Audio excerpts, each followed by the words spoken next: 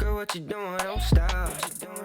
Girl, what you doing? Got me thinking about a lot. So I have been MIA for a while, guys, because I've been trying to get my life together. I've been trying to figure it out, trying to make it make sense. I have had a few people reach out to me on Instagram, as well as TikTok, asking questions about trucking, wanting tips. As always, I do have a link down below for our ebook.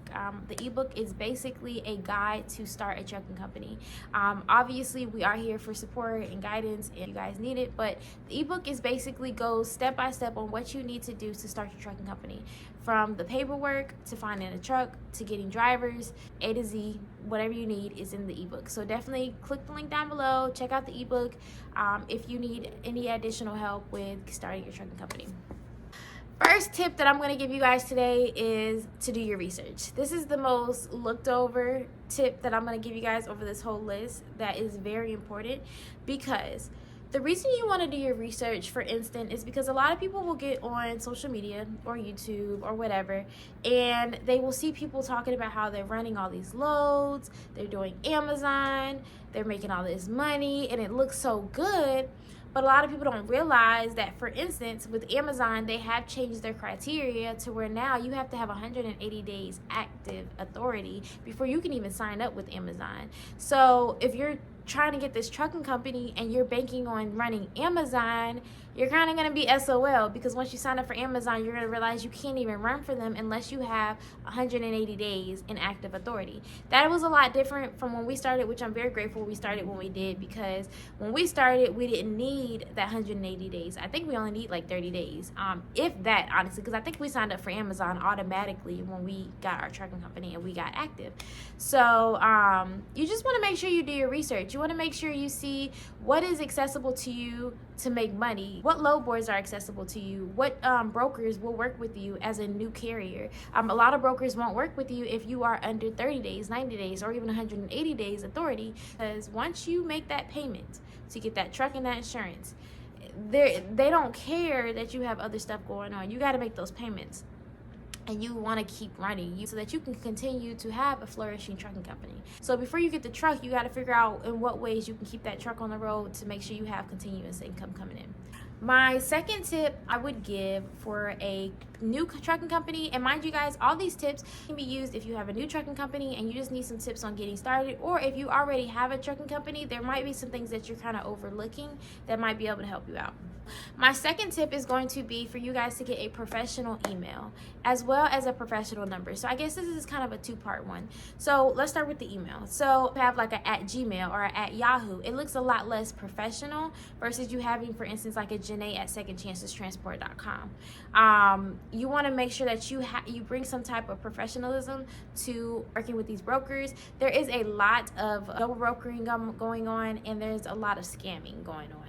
We've fallen victim to a double broker before and didn't get paid for it, and now we're going through their surety bond, which is a whole process. So from the broker side, I understand why they don't necessarily sometimes want to work with certain carriers that don't look professional or that have certain red flags coming up. You just want to make sure that you cover all your bases. As far as a professional phone number, you want to make sure you have a professional phone number, or more so a phone number separate from your personal line, because once you sign up for your trucking company, your information is going to be accessible to everyone. When we first signed up for our trucking company, we put our information up there, and when I say the calls didn't stop, the phone number is on the FMCSA. So if you put your personal number on there, you're going to have so many people calling you, from brokers to factoring companies to anybody that wants to work with you. So that's more so to filter out calls so that you don't have everyone calling your personal lines. You want to make sure you have a professional phone number. Professional phone number, you can get that through Google Voice. Then as far as a email, you can go through Google Domain. I believe it's $12 a year for a Google Domain, and then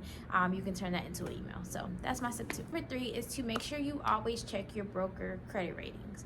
So we currently factor through RTS, and RTS has a feature on their app, which I can actually show you guys. I'll screen record my screen. Let me get comfortable. And it allows you to check credit ratings of brokers before you actually work with them. The reason that this is so important is because, like I told you guys, it's a lot of scamming and a lot of double brokering going on in the trucking industry. You want to see if your brokers are legitimate, if they how long it takes them to pay, because when working with the factoring company, the way it works is, you know, your factoring company pays you ahead of time, whether it be the next day or same day. The broker that you book the load with pays your factoring company. Now, if that broker does not pay your factoring company, then you essentially owe your factoring company. For instance, we had a company called Lux. They did not work with our factoring company, which sucks, which I will say is a red flag. If your factoring company does not work and you have a good, credible factoring company and they don't work with that broker, I would see it as a red flag, and I would see, okay, how are you guys going to pay me? Because I feel like working with a factoring company does kind of take a little bit of the headache away, so that you know essentially you are getting paid. I would kind of do a little additional research. Now, we do have some brokers that we have worked with a lot that do not work with our factoring company, and they just pay us directly. But there's kind of certain ways that we see that they are legitimate companies. So let me show you guys how it works. So this is RTS. At the top it says broker credit search. I just click on that.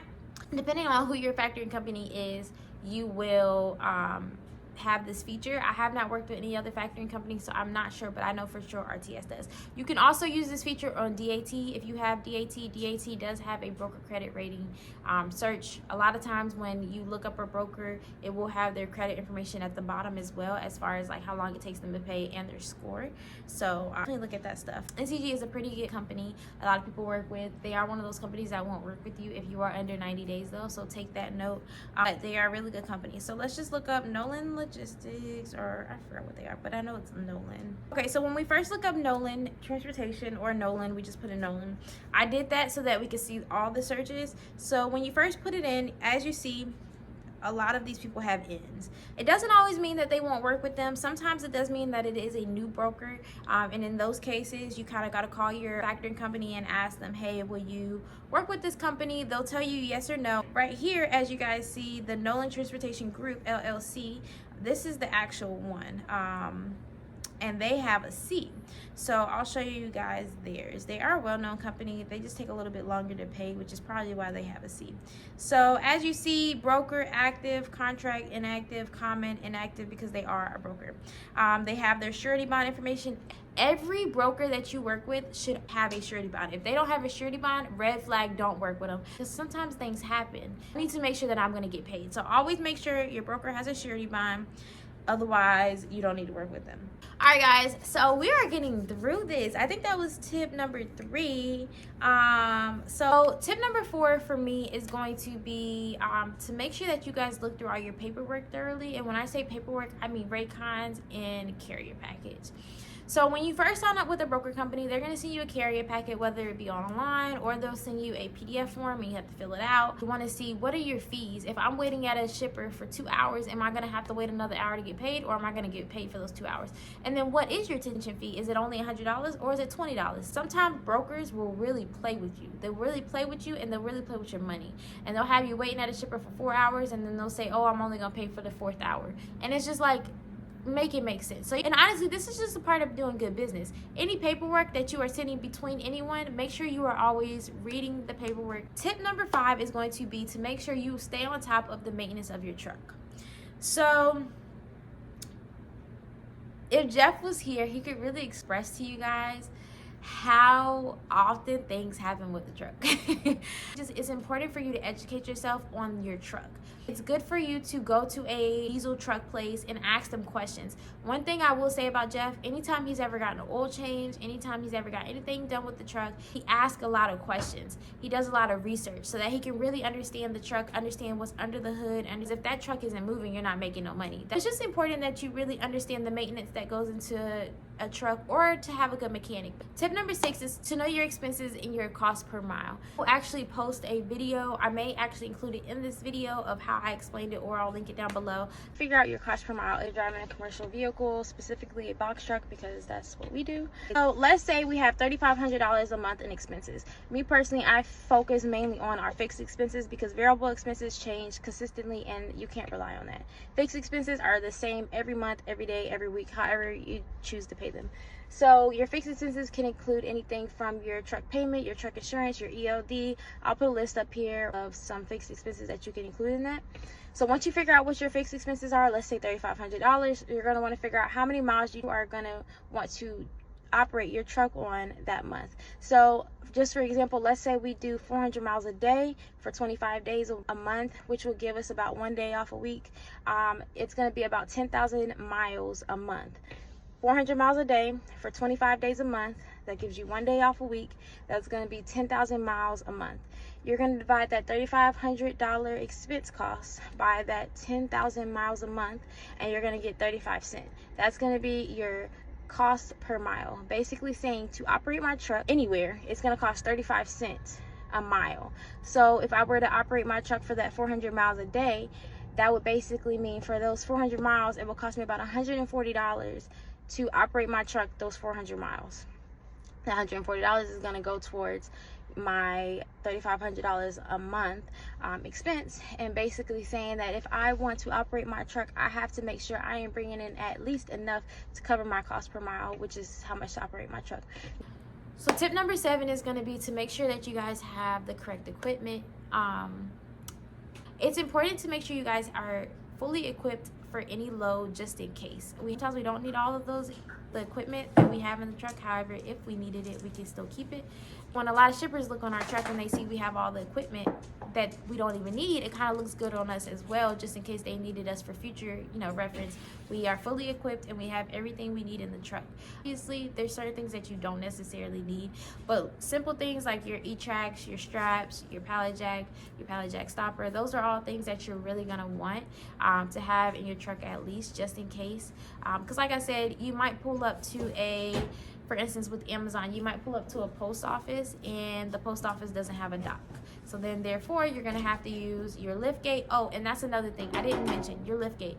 Make sure that you guys, if you haven't gotten a truck yet, make sure you guys are looking at trucks with the lift gate, because having a lift gate versus not having a lift gate will also determine loads that you can grab and loads that you can't grab. There's certain loads, which honestly the majority of loads you need a lift gate, even if you're not using it.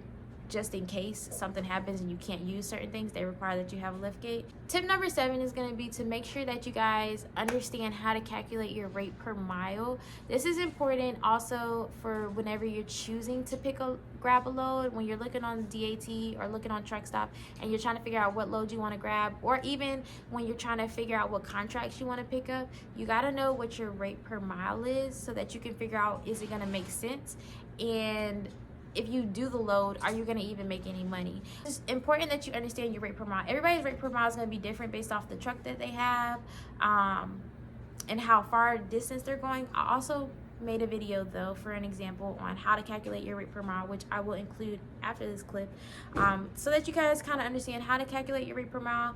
But like I said, everyone's is going to be different based off the truck that you have, but it is super important to understand at least how to calculate it, so that when you grab loads off of the load boards, or you're grabbing contract work or whatever, you can understand if it's even going to make sense and if you're really going to make money, because realistically your most important expense in trucking is your diesel, because how can you move your truck if you don't have no diesel? So first thing you're going to want to do is figure out what your fuel capacity is for your tank, your diesel tank. Most often your fuel tank capacity is going to be engraved on the side of your diesel fuel tank. Our box truck fuel capacity is 8 miles per gallon. Now, for example, let's just say we're taking a load for 300 miles. So we're going to take that 300 miles and we're going to divide it by our fuel tank capacity, which is 8 miles per gallon. That's going to give us 37.5 gallons that is going to require for us to run that 300-mile load. So you're going to next figure out what the cost of diesel is at that current moment. For hopeful thinking, let's just say diesel is $3.50. You're going to take that $3.50 cost of diesel and you're going to multiply it by the 37.5 gallons that it's going to require for you to run that 300-mile load. That's going to give you $131.25, which is going to be your cost of fuel to run that 300-mile load. Now, just a little recap. 300-mile load, 8 miles per gallon fuel capacity. Divide that, you're going to get 37.5 gallons that is going to require for you to run that 300-mile load. You're going to multiply that 37.5 gallons by the cost of diesel, and you are going to get $131.25. Now, insert your numbers based off of what your truck capacity is. Now, why is this important? This is important because if you are going to run a 300-mile load, why would you only take $400? 9 times out of 10, the broker has way more in that load than they have listed. At the end of the day, if you continue to take the bare minimum in the trucking industry, you will continue to get the bare minimum and you will just not last. To be quite honest, for a 300-mile load, I would take no less than $500. No less. And honestly, that's still getting real low. It's always best to start high and meet the broker in the middle. So my tip number 9 was always negotiate. Anytime you grab a load off the load board, guys, always make sure that you're negotiating regardless of how much they're putting on the load board. And I say this because you never know what a broker is willing to pay you for a load unless you ask. 1,500, and I told them, no, I need 2,000, I ain't going, and goddamn, an hour later they called my ass back and said, we'll give it to you, man. You goddamn right. Yeah. There's a few cases where brokers are posting loads and no one has called them for it, or no one is getting approved for the load, or they're just trying to get it gone, you know? So like when you call and you just say, hey, I'll just take it for the load, you don't even know. They probably had a couple extra $100 in it that they would have gave you, but they posted it for the bare minimum. People that take the loads for cheap are ruining the market and are ruining it for people that actually like know what they're Have doing. to make a living off this shit. Yeah. For instance, when you call for a load and you ask them, you know, what they're putting low for, some of the brokers are like, okay, so what can you do it for? Always aim the high. What's on top of your cost per mile? I mean, you gotta make sense. It gotta make sense for everybody. Yeah. Give an example. So if a low, I mean, it all depends on your market. It depends on where you're at. I mean, you're not gonna get, you know, $2.50 a mile in North Carolina going versus you're gonna get something like that similar to like in Chicago. It matters about where you're at, the time, like everything plays a factor. It's spot market freight, so it's LTL freight, so it's like it's live. It's not contract work. You know what I'm saying? Yeah. Everything's different. It's a hustle. Yeah. And honestly, like worst come to worst, the only thing they can say is, hey, no, I can't do it for that amount. So if you reach for the sky, they can only meet you in the middle. You going 1,000 miles and they only offering 1,600. Don't take that. Yeah, no. You know, if anything, I mean, at the minimum, depending on where it's going, I mean, the minimum take 2,000, but I mean, me personally, I need at least 23, 24.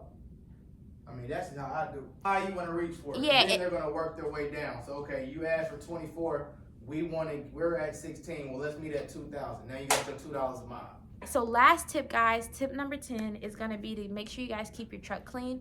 So this is a very easy and a very looked over tip because people be like, oh, keep your truck clean, whatever.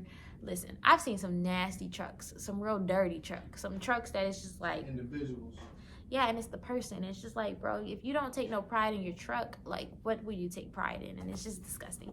And honestly, like people don't realize it, but when you get pulled over by these state troopers, when shippers want to look in your truck, they're going to be judging you off bat. And it's a red flag if your truck is dirty. I'm not even going to be honest. It's a red flag because obviously you're not going to take care of our product, our commodity as well whenever you can't even take care of your truck. A lot of, shippers will request all that the back of your truck is clean. So it's better just to keep it top notch ahead of time, Don't be a dirty individual. Yeah.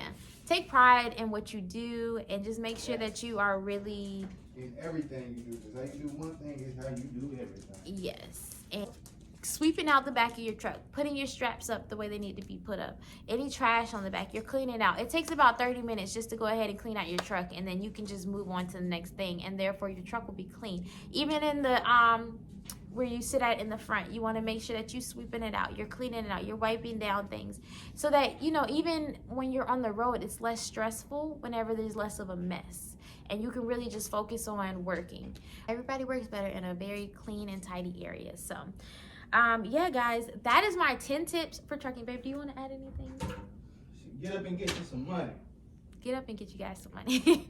So yeah, guys, that was my 10 tips for trucking. We're gonna get Jeff on this vlog more, guys. He's gonna be making his own videos. Y'all gotta subscribe. Y'all And he's gonna be coming and giving you guys some trucking stuff. And reposting. I ain't coming on this. It's simple as that. But yeah, make sure you guys are being consistent with what you're doing and you're going full out and you're just taking pride in everything that you guys do, because like Jeff said, guys, how you do one thing is how you do everything. Yeah. But until next time, guys, I hope you guys enjoyed this video. Check me out on TikTok. I always post, well, not always, I'm trying to be more consistent, but I have been trying to post more consistently with our Second Chances TikTok and all that good stuff. So check us out, guys. I hope you guys enjoyed the video. Bye. What you doing? Got me thinking about a